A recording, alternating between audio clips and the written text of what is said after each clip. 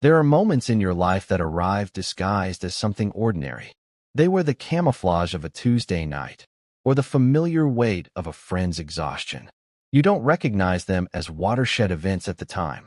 There is no thunderclap, no sudden, cinematic shift in the light. There is only a quiet change in pressure, a subtle realignment of the emotional atmosphere, as profound and as imperceptible as a shift in barometric pressure before a storm. For me, that moment was a look. It was the way my best friend, Alex, looked at me once, just before he fell asleep on my couch, his head resting in my lap. In the soft, amber glow of my living room lamp, his gaze held a question that had no words, a vulnerability that stripped away a decade of carefully constructed platonic safety. And I knew, with a certainty that was both terrifying and thrilling, that we could never go back to the way things were. It was a Tuesday, of course, a perfectly unremarkable Tuesday in late October, the kind of day that bleeds into the week without leaving a mark. Alex had been on a brutal work trip, a 3-city tour in 4 days, wrestling with servers and software integrations for some soulless corporation. He'd texted me from the airport, a single, weary message, heading to yours. Need to decompress, it wasn't a question. It hadn't been a question for years. My apartment, a small one-bedroom I'd managed to secure in a quieter part of the city, had long ago become his unofficial sanctuary, the decompression chamber between his high-pressure life and the rest of the world. He had his own place, a sleek, minimalist condo closer to his downtown office, but it was more of a charging station than a home. My place, with its overflowing bookshelves, the scent of darkroom chemicals faintly clinging to the air, and the worn-out armchair he'd claimed as his own, was where he came to unravel. He arrived just after 9, letting himself in with the key I'd given him years ago. He didn't say much, just dropped his travel-worn duffel bag by the door with a heavy thud and collapsed onto my sofa. He looked hollowed out, the usual vibrant energy that hummed around him reduced to a low, flickering pilot light.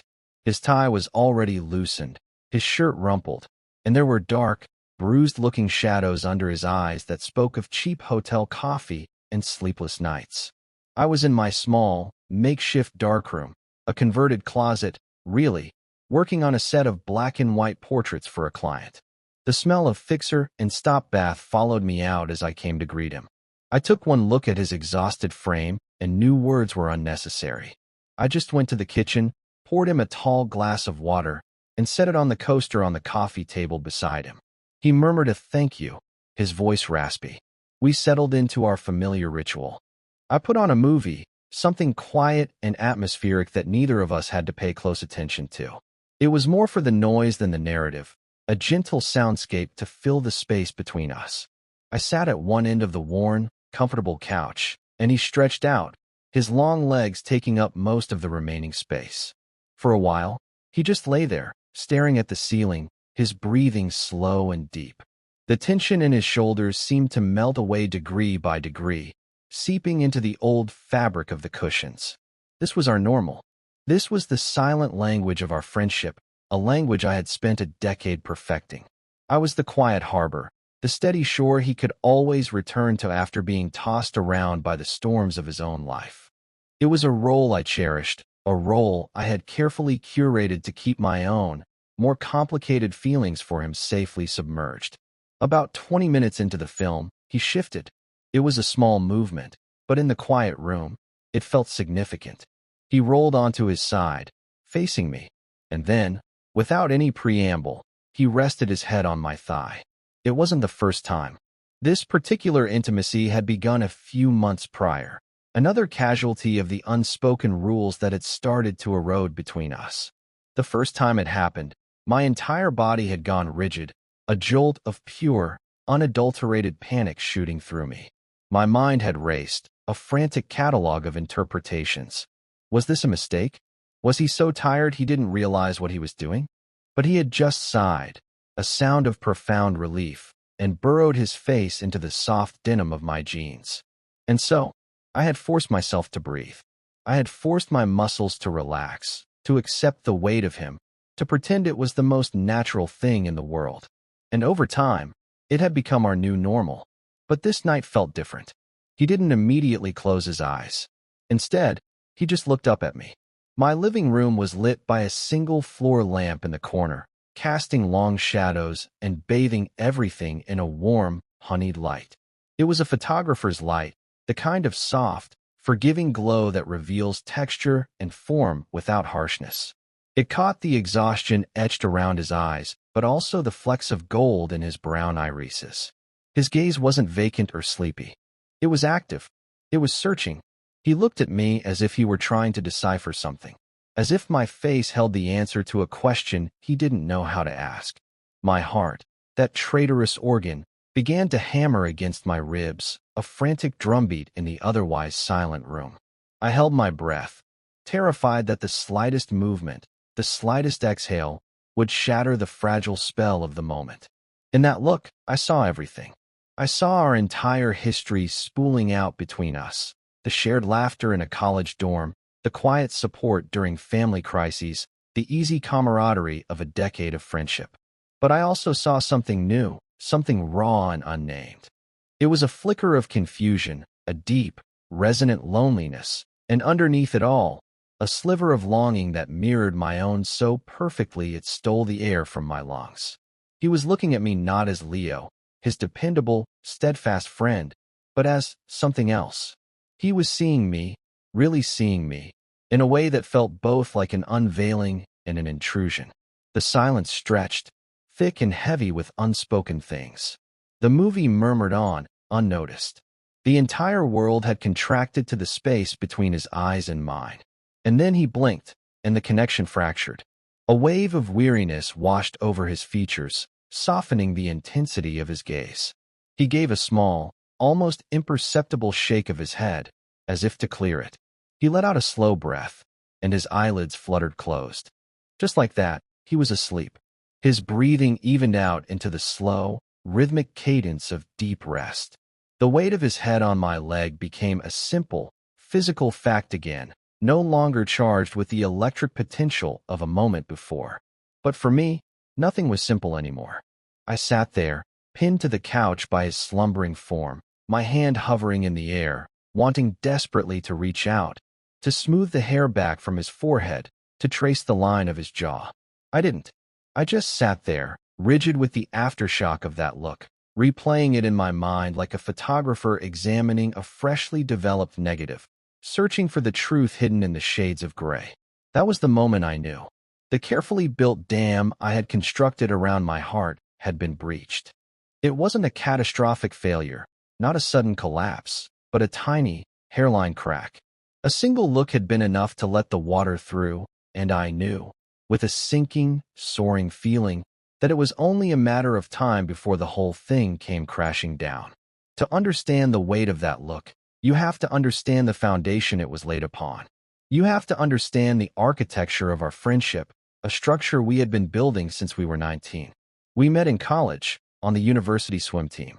It was one of those classic, almost cliché pairings of opposites. Alex was a sprinter, all explosive power and charismatic energy. He was the guy who led the pre-meet chants, the one who slapped everyone on the back, his laughter echoing off the tiled walls of the natatorium. He moved through the world with an easy, unthinking confidence that drew people to him like moths to a flame. He was beautiful, in a way that seemed both effortless and completely unfair. Broad-shouldered, with a cascade of unruly dark hair that he was constantly pushing out of his eyes, and a smile that could disarm professors and rivals alike.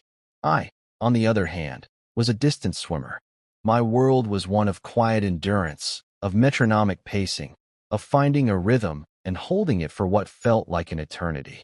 I was introverted, more comfortable in the muffled, blue-tinted world beneath the water's surface than in the loud, boisterous world of the team locker room. I didn't have Alex's easy charm. I was a quiet observer, someone who noticed the small details, the way the light refracted through the water, the nervous tick a teammate developed before a big race, the subtle shift in a coach's posture that betrayed his disappointment. My camera was already an extension of my arm back then, a cheap film camera I used to document the world from my preferred position on the periphery. I watched people. I studied them. And from the very beginning, I watched Alex. Our friendship didn't start with a grand moment of connection. It was a slow, gradual accretion of small moments. It started with him noticing I was always the last one to leave the pool, methodically going through my cool-down laps long after everyone else had hit the showers. One evening, he just waited, sitting on the edge of the pool deck, his feet dangling in the water, until I was done. He didn't say anything, just offered me a granola bar from his bag when I finally hauled myself out, shivering and spent. We walked back to the dorms in a comfortable silence, and a tradition was born. He started waiting for me after practice, and I started saving him a seat in the dining hall. We were a study in contrasts, but we fit together. His boundless energy was grounded by my quiet calm, and my tendency to retreat into my own head was gently pulled outward by his social gravity. He'd drag me to parties, and I'd help him cram for exams he'd forgotten about. He taught me how to talk to strangers, and I taught him how to be still. We became a unit, an accepted pairing. Leo and Alex. It was a name that felt solid, dependable. In the chaotic, transient world of college, our friendship was a fixed point. The moment my feelings shifted from platonic affection to something deeper is etched in my memory with the clarity of a perfectly focused photograph. It was the summer after our junior year. We were lifeguarding at a local lake to earn some extra money. It was a sweltering afternoon in July, the air thick and heavy with the smell of sunscreen and hot dogs. A sudden, violent thunderstorm rolled in, sending the beachgoers scattering for cover. We were in the middle of clearing the water when a little girl, no older than 6, panicked and slipped off her inner tube. Alex was in the water before I even had my whistle to my lips. He moved with that same explosive power I knew from the pool, cutting through the choppy, rain-pocked water. He reached her in seconds, scooping her up and holding her tight against his chest, murmuring reassurances as he carried her back to her frantic mother on the shore. I watched him from my own lifeguard stand, the rain plastering my hair to my face. I saw the way he handled the situation, with a strength and a gentleness that seemed perfectly balanced. He wasn't just the charismatic jock anymore. He was capable, and kind, and utterly dependable. As he handed the crying child back to her mother, he looked over at me and gave me a small, reassuring nod, a flicker of a smile on his face despite the pouring rain. And in that moment, something inside me broke open. It was a feeling so profound, so overwhelming. It felt like my own personal lightning strike. It was love, not the friendly, brotherly love I had felt for him for years, but something consuming, terrifying, and undeniable. I shoved the feeling down so hard, and so fast it left me breathless. I buried it under layers of practicality and fear. He was my best friend. He was straight. He had a girlfriend at the time, the first in a string of perfectly nice, perfectly appropriate women who would move through his life. To confess my feelings would be an act of self-destruction. It would detonate the most important relationship in my life, leaving nothing but wreckage behind. So I made a choice. I chose the friendship. I packed my feelings away in a small, locked box in the furthest corner of my heart and threw away the key.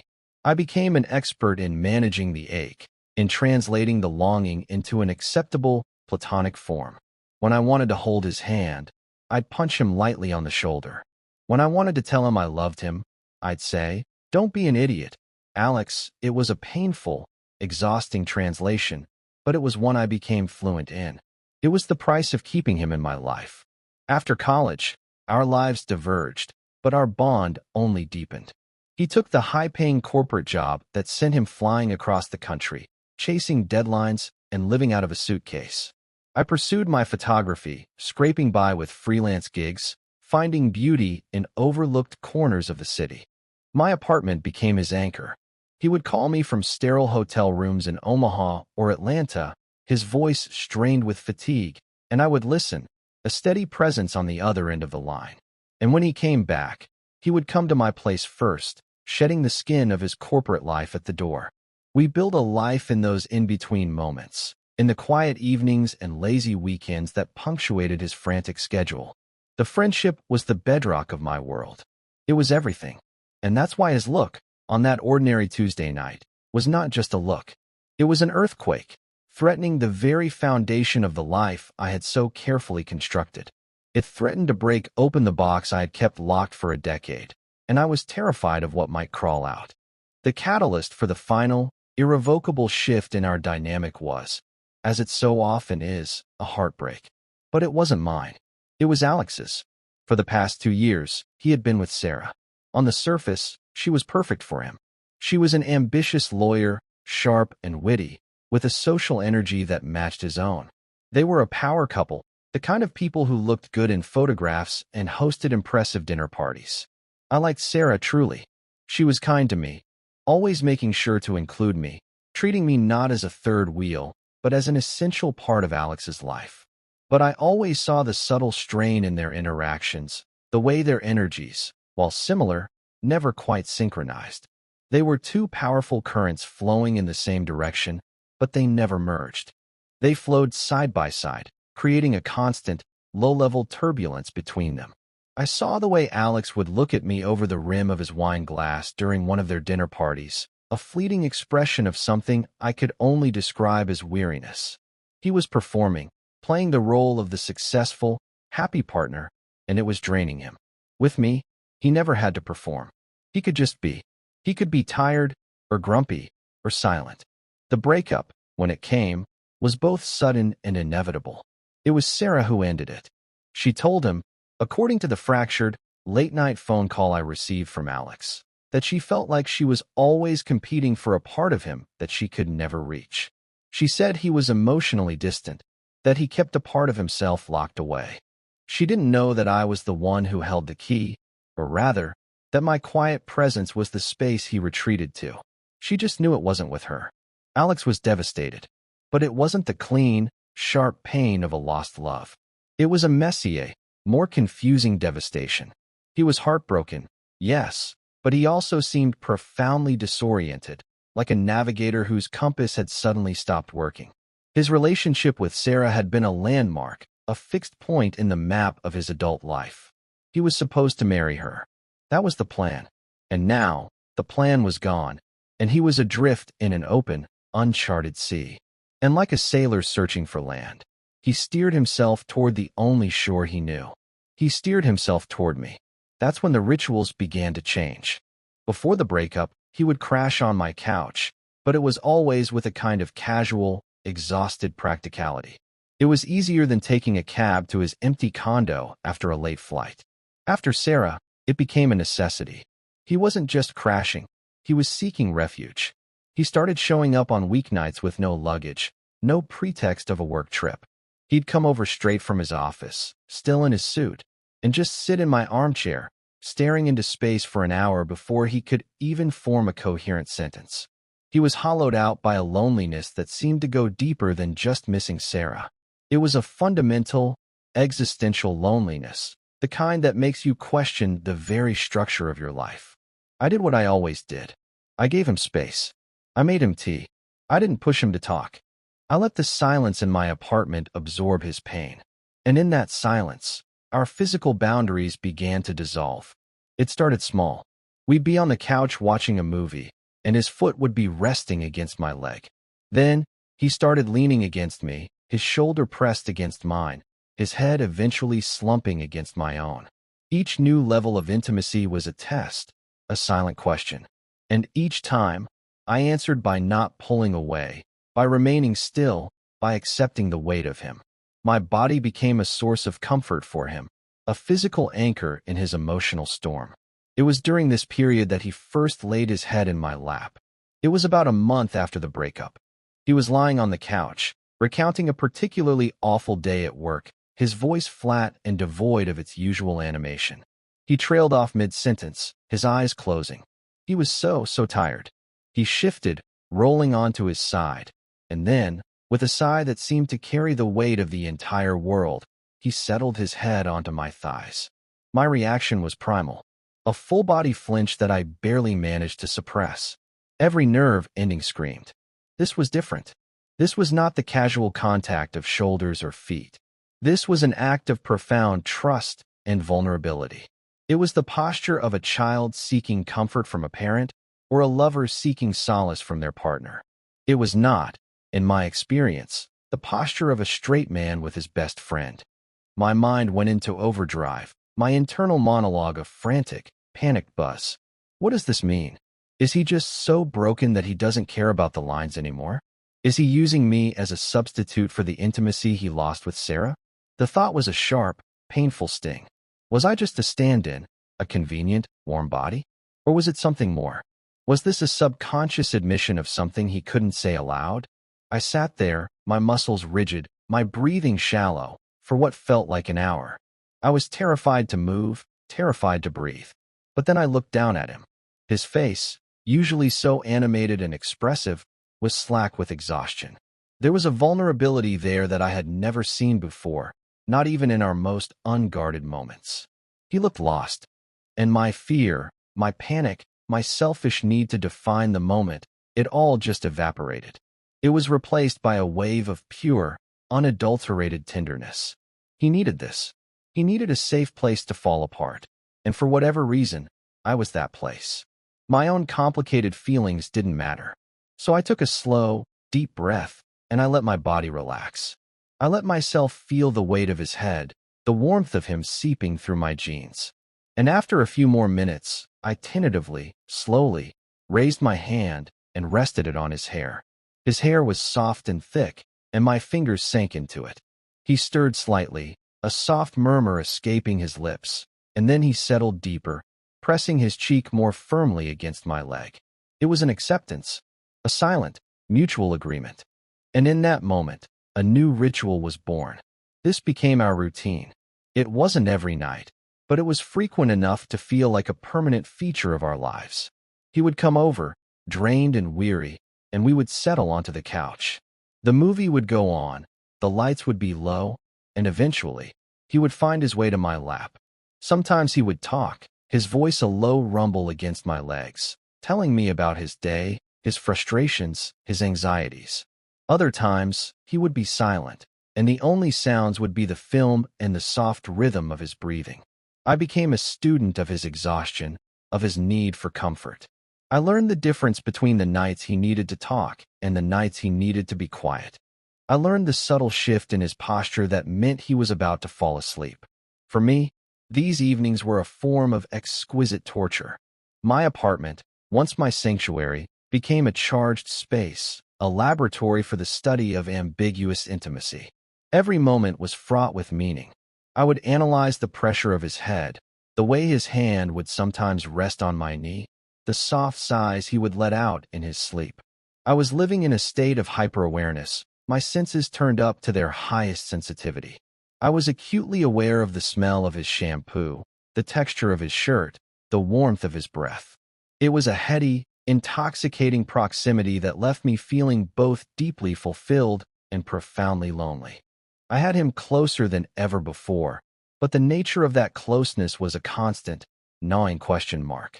I would sit there for hours, long after he'd fallen asleep, my own body aching with the need to remain still. I would look down at his sleeping face, at the way his long lashes rested against his cheeks, at the slight parting of his lips. And the love I had kept locked away for a decade would swell in my chest until it felt like I couldn't breathe. It was a dangerous, hopeful feeling. The hope was the most dangerous part. It whispered to me in the quiet of the night, suggesting that this was more than just friendship, more than just convenience. It suggested that maybe, just maybe, Sarah had been right. Maybe there was a part of Alex he kept locked away, and maybe, just maybe, I was the one he wanted to share it with. I tried to temper the hope with logic. He was my best friend. He was grieving a relationship. He was lonely. He was straight. This was just a phase, a temporary realignment of our friendship to accommodate his current needs. Once he was back on his feet, once he started dating again, this would all fade away. The thought was a cold knot of dread in my stomach. I was terrified of the day he would stop needing this, the day he would sit on the opposite end of the couch again, the space between us once more a platonic, unbridgeable gap. I was caught in a paradox. I wanted him to heal, but I was terrified that his healing would mean losing this fragile, precious intimacy. My photography became my only outlet. I started a new project, a series of self-portraits. But I wasn't in them. The photos were of my living room, taken late at night, after Alex had left or gone to sleep in my spare room, which had unofficially become his room. I would photograph the impression his head had left on the couch cushion, the empty water glass on the coffee table, the blanket he'd used pooled on the floor. I was trying to capture the ghost of his presence, the tangible evidence of the intimacy that had filled the room just hours before. The photos were stark and quiet, and full of a profound sense of longing. They were full of the space between us, the silent, charged air that was thick with everything we couldn't say. Developing them in my darkroom, watching the images slowly emerge in the chemical bath, felt like a metaphor for our entire relationship. I was waiting, watching, hoping for a clear image to emerge from the ambiguity, terrified that it would be overexposed or underdeveloped, that I would have misjudged the light completely. And so we continued, night after night, living in this beautiful, terrifying, unspoken space between friendship and something more. The ritual was our language, and I was just waiting for one of us to finally say the right word. The night of the crossing, the atmosphere was different from the start. A storm was rolling in, the sky a bruised purple-gray. The air was thick and electric, charged with the same kind of pre-storm tension that was humming inside my own chest. Alex had been gone for a week, a particularly grueling trip to the West Coast. His texts had been short, clipped, and more tired than usual. When he showed up at my door that evening, he looked like a ghost. He was pale, his eyes were bloodshot, and he moved with a slow, deliberate exhaustion that went beyond simple fatigue. It was as if his very soul was weary. He didn't even make it to the couch at first. He just stood in the middle of my living room, his bag still slung over his shoulder, and looked at me. The silence was absolute, broken only by the distant rumble of thunder. I waited for him to speak, to offer up the usual post-trip debrief, but he said nothing. He just looked at me with an intensity that made the hair on my arms stand up. It was a look of profound, desperate need. It was the look of a man who had reached the absolute end of his rope. Finally, he let his bag slide from his shoulder to the floor. The sound was unnaturally loud in the quiet room. He walked towards the couch and sank into it, not with his usual sprawling collapse, but with a kind of careful, deliberate placement. I sat down in my usual spot, a few feet away, giving him space. The first fat drops of rain began to spatter against the window pane.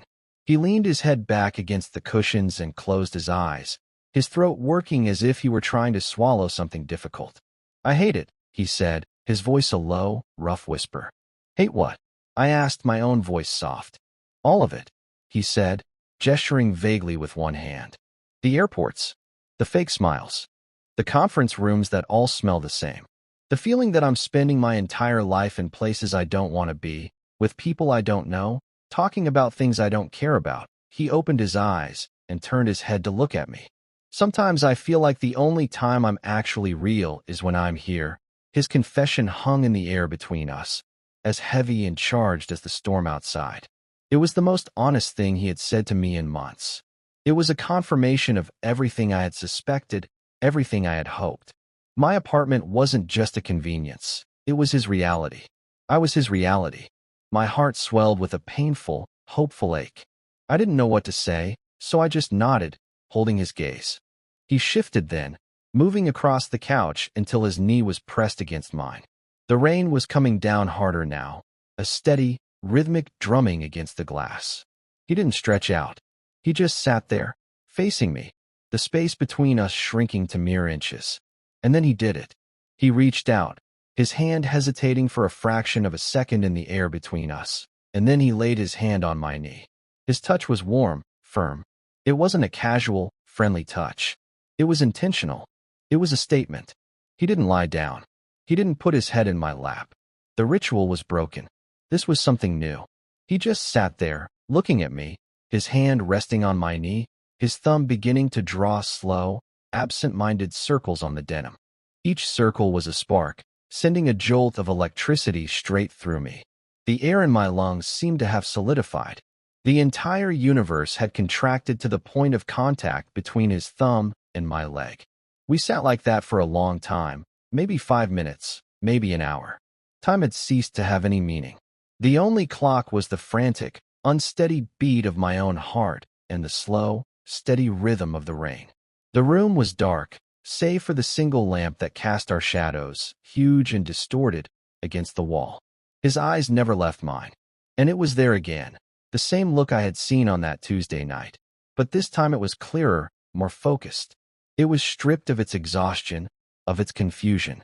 It was raw and vulnerable and full of a terrifying, beautiful question. His lips parted, as if he were about to speak, but no sound came out. He swallowed, and I saw the bob of his Adam's apple. He was nervous.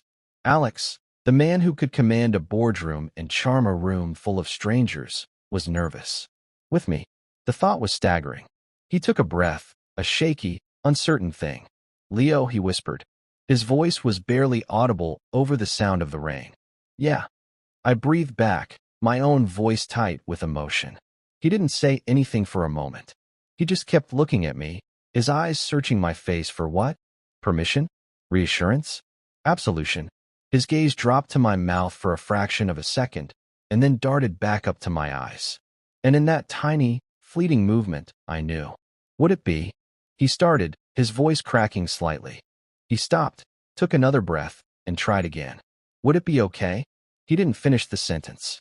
He didn't have to. I knew what he was asking. He was asking if it would be okay to shatter a decade of friendship. He was asking if it would be okay to step across the line we had so carefully drawn between us. He was asking if he could kiss me. My entire life, my entire future, seemed to hang on my answer. 1,000 fears screamed in my head. The fear of losing him, the fear of this being a mistake, the fear of him regretting it, the fear of my own fragile hope being crushed. But underneath all that fear, there was a deeper, more powerful truth. This was what I had wanted for 10 years. This was the moment my heart had been secretly, silently begging for. I couldn't find my voice. So I just nodded. A small, jerky movement. But it was enough. A wave of relief washed over his face. So profound it was like watching a tightened knot slowly come undone. He leaned in, slowly, tentatively, giving me every possible chance to pull away, to stop him. I didn't move. I stayed right where I was, my eyes locked on his. He was so close now I could feel the warmth of his breath on my skin. He smelled like rain and ozone and something that was just uniquely, fundamentally Alex. His eyes fluttered closed, and then his lips met mine. It wasn't a passionate, cinematic kiss. It wasn't demanding or hungry. It was soft. It was hesitant. It was a question. It was a confession. It was the softest, most tentative pressure, a simple meeting of skin that held the weight of 1,000 unspoken conversations. It lasted only a few seconds, but in those seconds, the entire world shifted on its axis. The carefully constructed walls of our friendship didn't just crack, they dissolved into dust. He pulled back, just an inch, his forehead resting against mine. His eyes were still closed. His hand was no longer on my knee. It was gripping it, his knuckles white. He was trembling. Or maybe I was.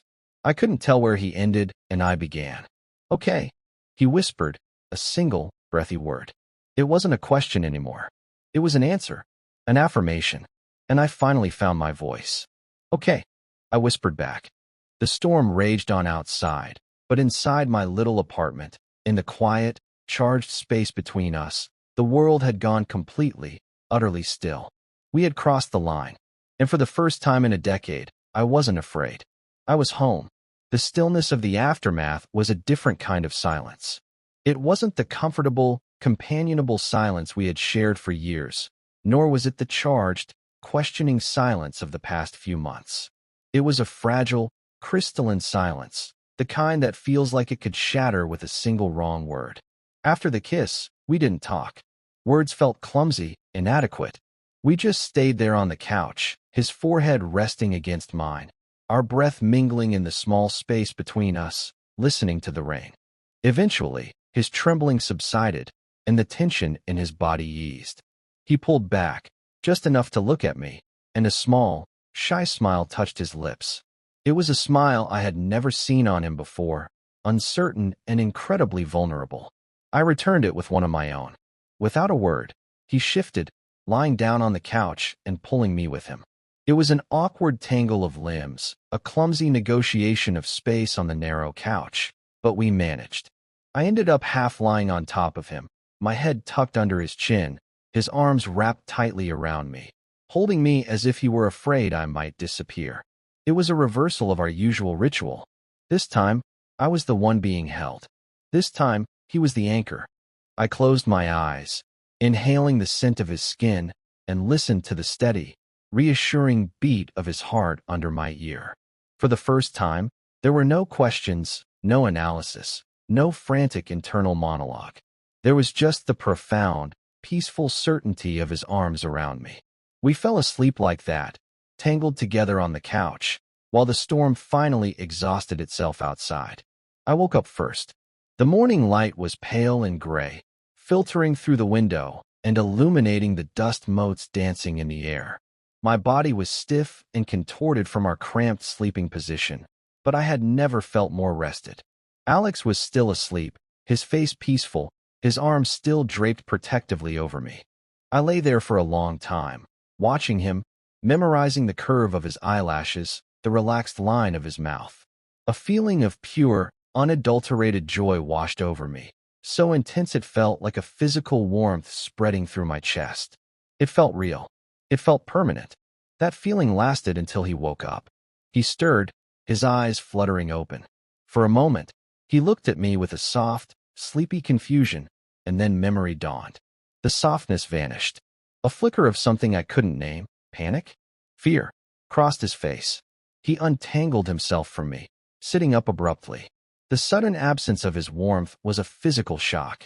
I should, he started, running a hand through his already messy hair. He wouldn't look at me. He was staring at the coffee table, at the floor, at the wall, anywhere but at my face. There's a call. An early call I forgot about. The excuse was so flimsy, so transparent, it was almost insulting. My heart, which had been soaring just moments before, plummeted. The beautiful, crystalline silence had shattered. Alex, I said, my voice quiet.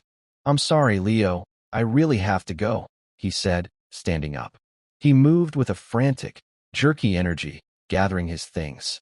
He wouldn't meet my eyes. He was already building a wall between us, brick by painful brick. He grabbed his bag, slung it over his shoulder, and headed for the door. He paused with his hand on the doorknob, his back to me. I'll call you, he said, his voice strained. And then he was gone. The door clicked shut behind him, and I was left alone in the gray morning light, the phantom warmth of his body still imprinted on my skin. The silence that filled the apartment now was empty. It was a hollow, aching void. I had been so sure.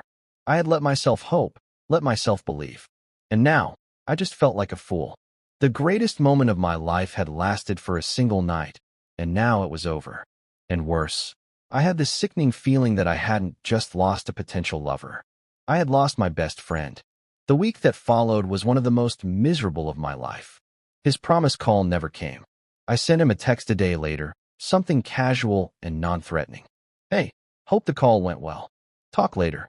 The 3 little dots appeared, indicating he was typing, and I held my breath. Then they disappeared. He never replied. I tried calling him 2 days after that. It went straight to voicemail. His cheerful, confident recorded voice was a cruel parody of the man I knew. I was adrift. The anchor of my life had not just lifted, it had vanished. My apartment felt alien, the couch a monument to my own stupidity. Every corner held a memory of him, a ghost of his presence that now seemed to mock me. I couldn't focus on my work. I went into my darkroom, but the chemical smells that usually soothed me now just made me nauseous.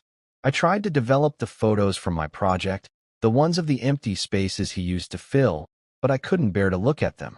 They were no longer about longing. They were about loss. My mind became a torture chamber of self-recrimination. I had misread everything. I had been a convenience, a warm body to get him through a tough time. The kiss wasn't a confession. It was a moment of weakness, a drunken impulse he immediately regretted. I had let my own decade-long fantasy color my interpretation of his actions. He wasn't confused about his feelings for me. He was just a lonely, grieving straight man who had crossed a line and was now horrified by what he'd done. The thought was humiliating. I felt used, and worse, I felt pathetic for having allowed myself to be used, for having wanted it so desperately. The anger and the hurt churned inside me, a toxic, bitter cocktail. After 10 days of agonizing silence, he showed up. It was late on a Thursday night. I heard the key in the lock, a sound that used to bring me a sense of comfort, but now sent a jolt of pure dread through me. The door opened, and he stepped inside. He looked terrible, even worse than before. He was wearing the same clothes he'd probably worn to work, but they were rumpled and stained. He hadn't shaved, but the worst part was his eyes. They were haunted. He stood just inside the doorway, not moving, not speaking. He looked like a man who had come to confess a crime. "Hey," he said finally, his voice a hoarse whisper. I didn't reply. I just looked at him, my arms crossed over my chest. I had spent the last 10 days imagining this confrontation, playing out 100 different scenarios in my head. Scenarios where I yelled at him, scenarios where I was cold and indifferent, scenarios where I broke down and begged him to explain. But now that he was here, all I felt was a vast, empty calm. He took a hesitant step into the room, letting the door swing shut behind him. Can I sit down?" I gave a short, humorless laugh. "It's your apartment, isn't it? You seem to come and go as you please." The barb hit its mark. He flinched, a flicker of pain crossing his face. "Leo, I'm sorry." "What are you sorry for, Alex?" I asked, my voice dangerously quiet. "Are you sorry you kissed me? Or are you sorry you ran away like a coward the next morning? Or are you just sorry you got caught, and now you have to face the mess you made?" He sank onto the armchair, the one that used to be his, and put his head in his hands. His shoulders shook. "I'm sorry for all of it," he mumbled into his palms. "I'm so sorry." I watched him, the anger inside me warring with the deep, instinctual urge to go to him, to comfort him. I resisted it. I had been his comfort for too long. It was time for some honesty. I walked over and stood in front of him. "Look at me, Alex." He slowly raised his head. His eyes were red-rimmed and filled with a misery so profound it momentarily silenced my anger. "You don't get to do this," I said, my voice low and steady. "You don't get to walk into my life, turn it completely upside down, and then disappear because you're scared. You don't get to use me as your emotional safety net, take the comfort you need, and then throw me away when it gets too real. For 10 years, our friendship has been the most important thing in my life. And you treated it, and me, like we were disposable." Tears were welling in his eyes, spilling over and tracing paths through the stubble on his cheeks. I never thought of you as disposable. You're the least disposable person in my life. You're the only person." "Then what was that?"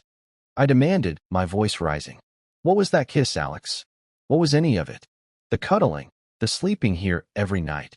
Was that just you being lonely? Was I just a convenient placeholder until you found another girlfriend?" "No," he said, his voice cracking with emotion. He shot to his feet, so we were standing face to face. "No, it was never that. Don't you know that? Can't you see?" "See what?" I shot back, frustrated. "All I see is a guy who kissed me and then ran for the hills. So you have to use your words, Alex. For once in your life, be honest with me. What do you want?" He stared at me, his chest heaving, his face a mess of tears and confusion and desperation. "I don't know," he yelled, the sound raw and torn from his throat. "That's the problem. I don't know what I'm doing." He collapsed back into the chair, burying his face in his hands again, his shoulders shaking with ragged sobs. "I've spent my whole life on a track," he choked out between sobs. "Go to college, get the good job, get the girlfriend, get married. It was all laid out. It was easy, and it never felt right. None of it. The only thing that ever felt right, the only place I ever felt like myself, was here. With you." He looked up at me, his eyes pleading. "When Sarah left, she said I was holding something back. And she was right. I was holding this back." He gestured vaguely between the two of us. "This feeling, this need to be near you. I didn't have a name for it. I was terrified of it. I told myself it was just friendship. But it's not, is it? It's more." He took a shuddering breath. "That night, when I kissed you for the first time in my entire life, I felt like I was exactly where I was supposed to be. It was the realest thing that has ever happened to me. And it terrified me. It terrified me because it meant the entire life I had planned for myself was a lie. It meant that I might be, he couldn't say the word. And so I ran. He whispered, his voice full of self-loathing. I ran because I'm a coward. I ran because I didn't know how to be this new person. I didn't know how to be the person who is in love with his best friend. The words hung in the air. In love with his best friend. He had said it. He had finally said it. The anger drained out of me, replaced by a wave of something so overwhelming I could barely stand. All the pain of the last 10 days, the last 10 years, it all just washed away. I knelt in front of his chair, so we were at eye level. I reached out and gently took his hands, pulling them away from his face. I held them in mine. They were trembling. Hey, I said softly. Look at me. He met my eyes, his own still swimming with tears. You don't have to know how to be that person, I said. We can figure it out together. A fresh wave of tears spilled down his cheeks. But this time, they weren't tears of misery. They were tears of relief. He let out a choked sob that was half a laugh and surged forward, wrapping his arms around my neck and burying his face in my shoulder. I wrapped my arms around him, holding him tightly. He wasn't the anchor anymore, and I wasn't the harbor. We were just two people, holding on to each other in the middle of a storm, finally ready to find our way to shore together. The conversation that followed his confession was long and messy, stretching late into the night. It was not a simple, clean resolution. It was a careful, painstaking excavation of years of unspoken feelings, of fear, and of profound confusion on his part. We sat on the floor of my living room, the space that had been the stage for our entire silent drama, and we finally gave it a script. He talked about the suffocating pressure he'd felt his whole life to be a certain kind of man. He talked about how his relationships with women had always felt like he was playing a part, following a script that someone else had written for him. He admitted that his feelings for me had been a confusing, powerful undercurrent in his life for years, a force he had actively tried to ignore and suppress because it didn't fit into the narrative he had built for himself. I, in turn, confessed the depth and length of my own feelings.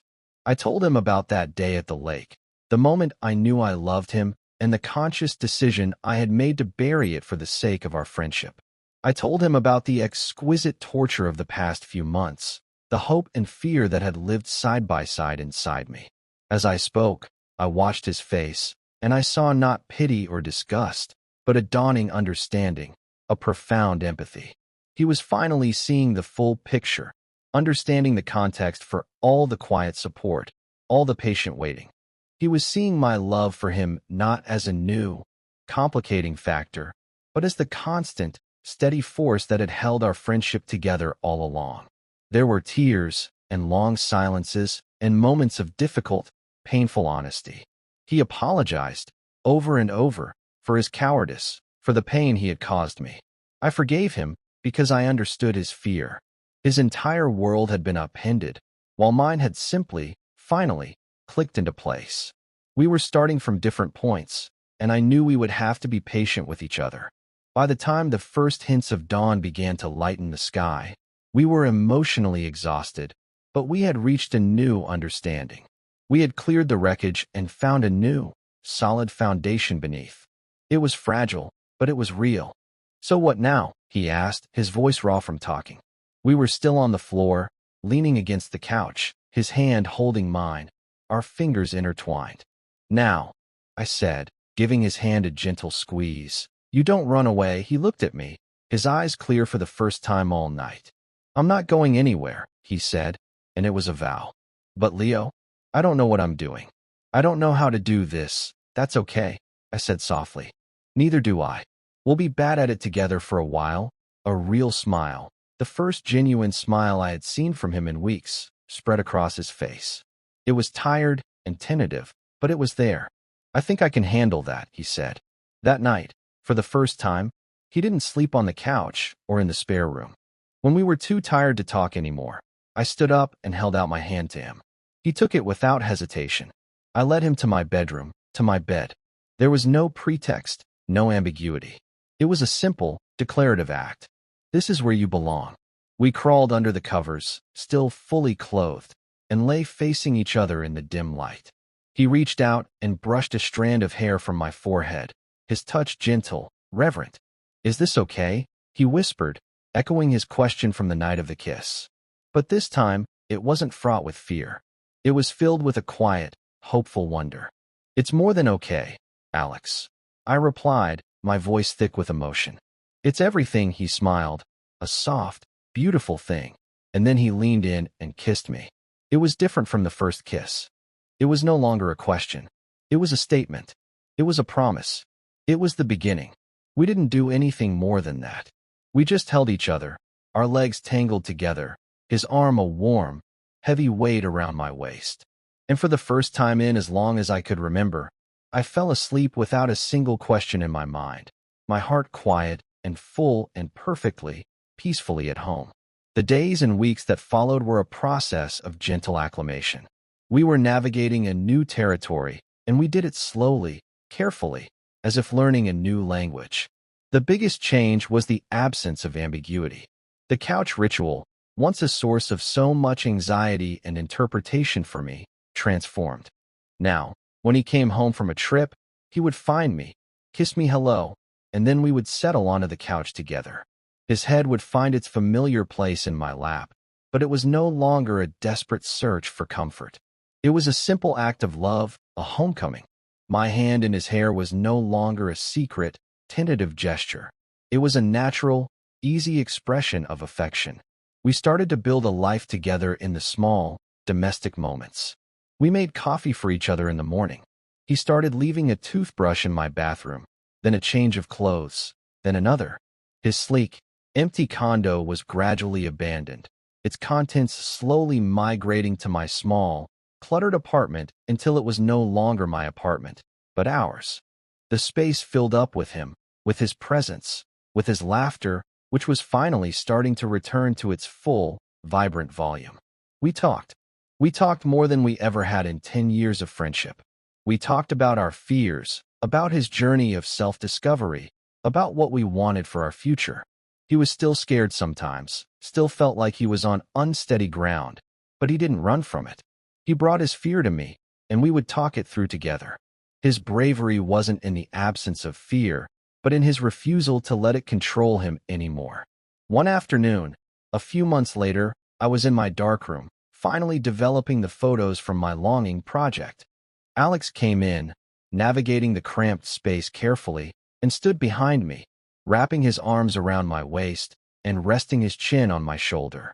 We stood in the dim, red safety light, watching an image slowly emerge in the developing tray.